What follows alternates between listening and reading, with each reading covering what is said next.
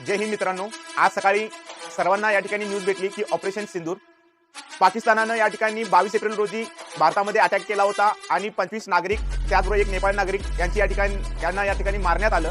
याचाच बदला म्हणून भारताने आज या ठिकाणी पाकिस्तानवर हल्ला केला। पाकिस्तान त्याचबरोबर पाक व्याप्त प्रदेशातील 9 ठिकाणी या ठिकाणी हल्ला केला व जे दहशतवादी होते त्यांना या ठिकाणी त्यांची जागा दाखवून दिली आहे। आता हे ऑपरेशन सिंदूर आहे तरी काय?